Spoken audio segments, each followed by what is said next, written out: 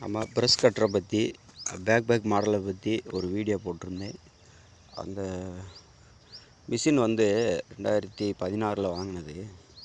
அந்த மிஷினுக்கு எந்த ஸ்பேர் பார்ட்ஸும் இல்லைன்ட்டாங்க.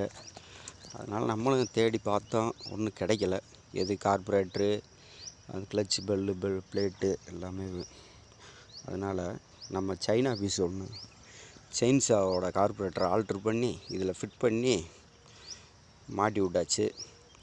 இதில் அவங்களுக்கு என்ன இருந்தால், இந்த ஸ்டில்லு கம்பெனியில் அவங்களோட கார்பரேட்ரு தான் மாட்ட முடியும் அப்படின்ட்டு அவங்க சர்வீஸ்லேயே எதுவுமே இல்லை. அந்த கார்பரேட்டரோட பார்ட்ஸே வந்து கிடைக்கல. அவங்க ஸ்டில் சர்வீஸ்லேயே இல்லைன்ட்டாங்க.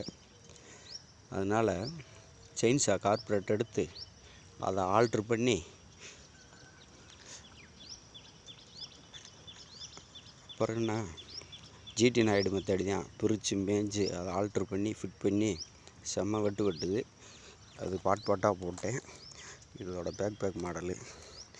இந்த மாடலு நம்மளுக்கு முதுகில் பேக் மாதிரி மாட்டிக்கலாம். இந்த அவங்க பேக்கு வந்து பேக் மாதிரியே ஒரு பாஞ்சு வச்சு ஒரிஜினலாக கொடுத்தாங்க. அது இத்து போச்சு, இது கிடைக்கல. அதனால் கொச்சை கயிறு எடுத்து சைக்கிள் டீப்பை வெட்டி உள்ளே விட்டு பேக்காக யூஸ் பண்ணியாச்சு. நல்லா இருக்கு. இப்போ வந்து சீமை கருவில் முள்ளை வந்து நம்ம வெட்டுறதுக்கு பாருங்கள் எப்படி சடையாக. அதனால் இதில் வந்து இந்த பிளேடை, அதாவது உட்கட்ரு பிளேடை ஃபிட் பண்ணியாச்சு. இதை ஸ்டாண்டில் கட்டிங் பண்ணும்போது வெட்டுறதுக்கு நான் ஸ்டாண்டு வாங்கிட்டு உங்களுக்கு ஒரு நல்ல வீடியோ போடுறேன். எல்லா விவசாய பெருமக்களும் இந்த மாதிரி ஒரு பேக் மாடலை வாங்குங்க. இதே அவங்களுக்கு முதுகு வலி, ஷோல்ட்ரு வலி வராமல் நல்லா இருக்கும். அதே மாதிரி வளைச்சி வெட்டுறதுக்கு இது செம்மையாக இருக்குது.